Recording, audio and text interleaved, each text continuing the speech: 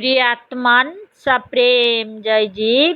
आदि मुनीश्वर जोगेश्वर परम पूज्य सत्य सम्राट सदगुरुदेव शिवमुनि जी का वचनामृत से एक बूंद।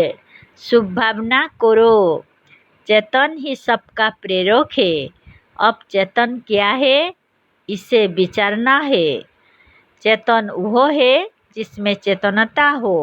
चेतनता उसमें है जिसमें चित्तो हो और अपने होने का ज्ञान हो। जिसमें चित्तो होगा उसी में मौन होगा, इच्छा होगी। मौन का मनन और इच्छा भावना के रूप में होती है।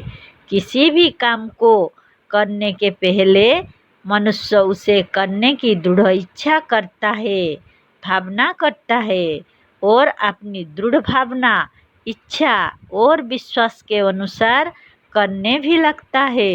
यदि इच्छा, भावना और विश्वास दृढ़ है तो वह उस काम को धुन और लगन के साथ करता और सफल होता है।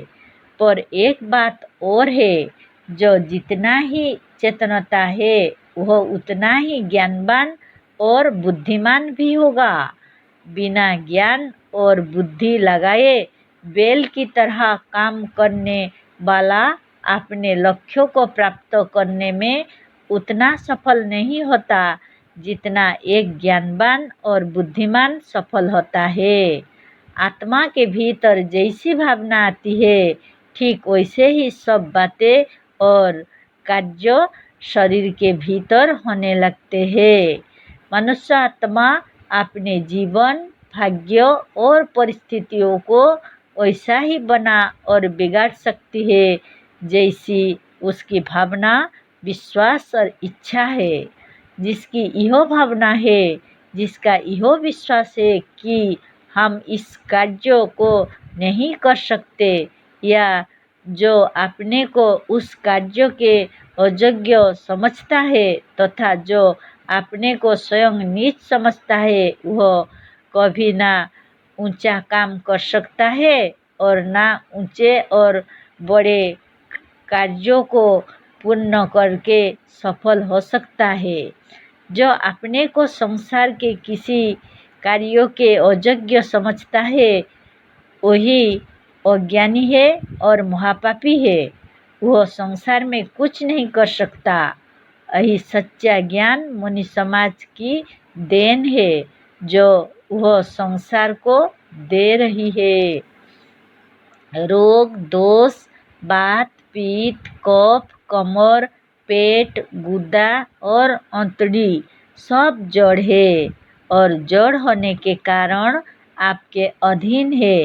यह रोग, दोष, बात, पीत और कफ जड़ होने के कारण चेतन के इशारे पर चलेंगे, स्वयं कुछ नहीं कर सकते।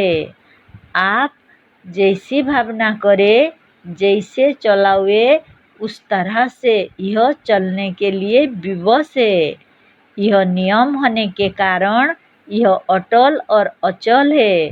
इसके विरुद्ध कुछ नहीं हो सकता है। आपको यदि इस ज्ञान में विश्वास हो गया और आपने इस स्वामित्व और ईश्वरत्व को जान लिया तो आपका रोग, दोष और बात, पीत, कफ जड़ है, क्या कर सकते हैं। आप जिस समय से इस सत्य ज्ञान को धारण कर अपनी भावना को शुद्ध कर लेते हैं, उसी समय से निरोग, शुद्ध और सबल होने लगते हैं। अतः यदि आप और कोई साधन किसी कारण से किसी दिन नहीं कर पाते हैं तो कम से कम शुभ भावना तो प्रत्येक मुनि को नित्य सायं प्रातः दोनों कालों में निश्चिंत और एकाग्र चित्त होकर कर लेना चाहिए।